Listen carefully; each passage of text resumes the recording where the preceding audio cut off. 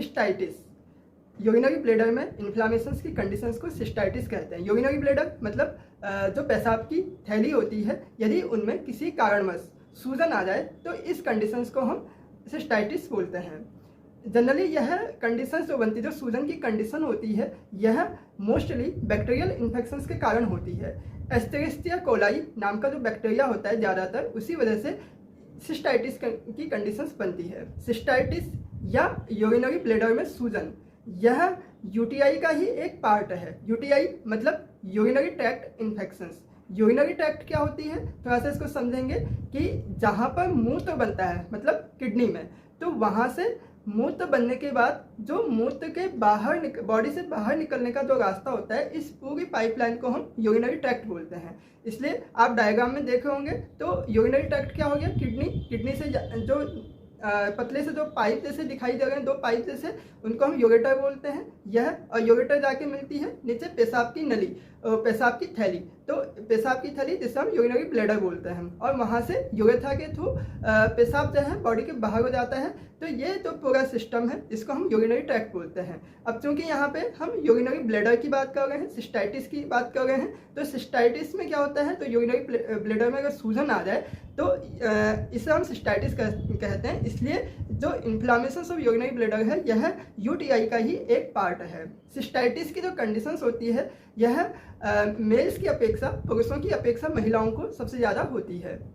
अब जैसा कि मैंने कहा कि यूरिनरी ब्लैडर में जो सूजन होती है, यह बैक्टीरियल इन्फेक्शंस के कारण होता है, जो कि मोस्टली एस्टेरिस्टिया कोलाई के कारण होता है। अब इस बैक्टीरियल इन्फेक्शंस के जो रिस्क फैक्टर होते हैं, किसकी वजह से यह बैक्टीरियल इन्फेक्शन हो जाता है, यह देखेंगे कि किसी पेशेंट्स को यूरिनरी ब्लैडर में इंजरी हुई हो या ट्रॉमा हुआ हो, तो उसकी कंडीशंस में भी बैक्टीरियल इन्फेक्शंस होने के चांसेस ज़्यादा होते हैं। इसके अलावा यदि किसी पेशेंट्स ने अपने मूत्र संबंधी समस्याओं के निराकरण के लिए कभी कैथेटर का यूज़ किया हो, कैथेटर लगाया हो, तो कैथेटर की वजह से, यदि लंबे समय से कैथेटर लगा हुआ है, तो उसकी वजह से भी बैक्टीरियल इन्फेक्शन हो सकता है, जो कि यूरिनरी ब्लैडर में जाके सिस्टाइटिस को फॉर्म कर सकता है। इसके अलावा कॉन्स्टिपेशन या डायरिया की कंडीशंस में भी वहाँ पर बैक्टीरियल इन्फेक्शन होता है, जो कि बैक्टीरिया यूरिनरी ब्लैडर में जाकर सिस्टाइटिस को जन्म दे सकता है। इसके अलावा सेक्सुअल ट्रांसमिटेड इन्फेक्शन की वजह से भी सिस्टाइटिस की दिक्कत हो सकती है।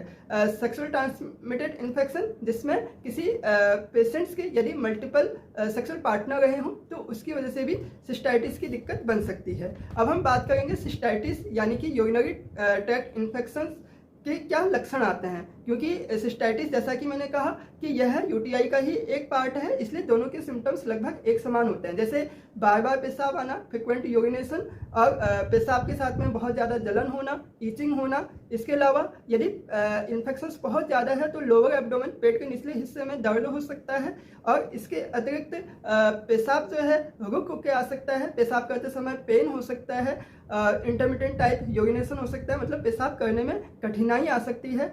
और इसके अलावा पेशेंट्स को जब पेशाब की हाजत होती है, पेशाब की जब इच्छा होती है, तो उसे अपना पेशाब कंट्रोल नहीं कर पाता, उसे उसी समय जैसे पेशाब की इच्छा होते ही तुरंत बाथरूम की तरफ को दौड़ लगानी पड़ती है, और इस बीच में उसका पेशाब अंडरवियर में लीक भी हो सकता है। मतलब जो पेशाब को रोकने का जो कंट्रोल होता है, वह कंट्रोल पेशेंट खो देता है।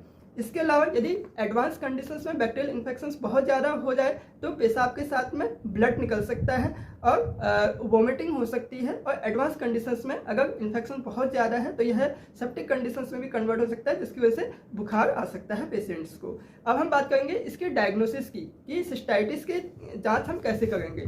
तो इसकी जाँच में जनरली क्या होता है, हम यूरिन टेस्ट करते हैं। यूरिन टेस्ट में क्या होता है कि यूरिन का, पेशाब का सैंपल लिया जाता है एक कंटेनर में, उसको लैब में भेजा जाता है और उसकी माइक्रोस्कोपिक और रूटीनली जांच की जाती है। इसके अलावा यूरिन कल्चर भी किया जाता है। यूरिन कल्चर में किस प्रकार के बैक्टीरिया की वजह से इन्फेक्शन हुआ है, यह देखा जाता है, यानी कि बैक्टीरिया को कंफर्म किया जाता है। अब हम बात करेंगे सिस्टाइटिस के मैनेजमेंट की, कि इसका हम मैनेजमेंट या बचाव कैसे कर सकते हैं।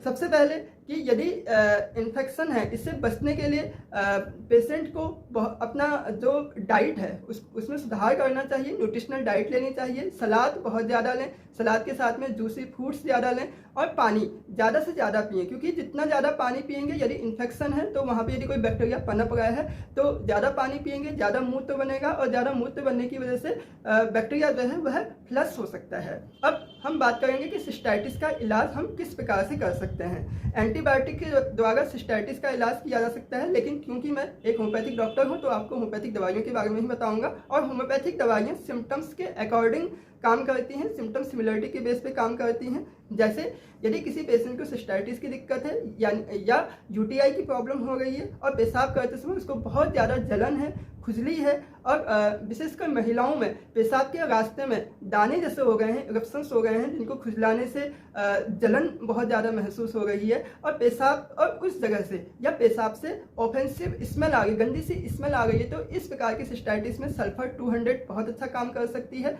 सल्फर 200 से भीगी हुई 5 गोली 3 दिन तक लगातार लेने से यह दिक्कत ठीक हो सकती है। इसके अलावा यदि पेशेंट्स को सिस्टाइटिस के साथ साथ में पेशाब में बहुत ज़्यादा ईचिंग है, जलन बहुत ज़्यादा है, जलन मार्क्ड है, मतलब जलन हद से ज़्यादा हो गई है और साथ ही यदि पेशेंट को बहुत ज़्यादा प्यास लग रही है, यदि वह ठंडा पानी पीता है, एकदम आइसी कोल्ड वाटर लेता है तो उससे उसको आराम मिलता है और उसकी इच्छा करती है कि बिल्कुल एकदम चिल्ड पानी वह पिए, इस प्रकार की इच्छा कर रही है, तो यहाँ पे फॉस्फोरस 200 बहुत अच्छा काम कर सकती है।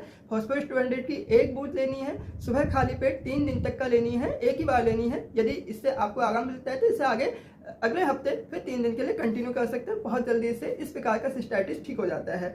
इसके अलावा यदि पेशेंट्स को लोअर एब्डोमेन में बहुत ज़्यादा पेन है और पेशेंट्स को रेनल स्टोन्स की दिक्कत है, यानी कि उसकी किडनी में पथरी बनी हो और पथरी की वजह से ही सिस्टाइटिस की दिक्कत हो, क्योंकि कभी कभी क्या होता है कि जो पथरी होती है वह घाव बना देती है यूरिनरी ट्रैक्ट में या ब्लैडर के पास में, तो इस प्रकार की कंडीशंस है, यानी कि किडनी में पथरी बनने के साथ साथ में सिस्टाइटिस की दिक्कत है और दर्द बहुत ज़्यादा है लोअर एब्डोमेन में, पेट के निचले हिस्से में, तो इस प्रकार की दिक्कत में बर्बेरिस वल्गरिस टिंचर बहुत अच्छा काम कर सकती है। इसकी 10 बूंद सुबह 1/4 गिलास पानी में लेनी है, सुबह भी और शाम भी, 2 टाइम 1/4 गिलास पानी में 10 बूंद लेके 1 हफ्ते तक लगातार लेंगे तो देखेंगे कि आपकी दिक्कत बिल्कुल ठीक हो जाती है। इसके अलावा अब जो मैं मेडिसिन बताने जा रहा हूँ यह लगभग सभी प्रकार के सिस्टाइटिस में 90% तक आराम दे देती है। मेडिसिन का नाम है कैंथेरिस 30।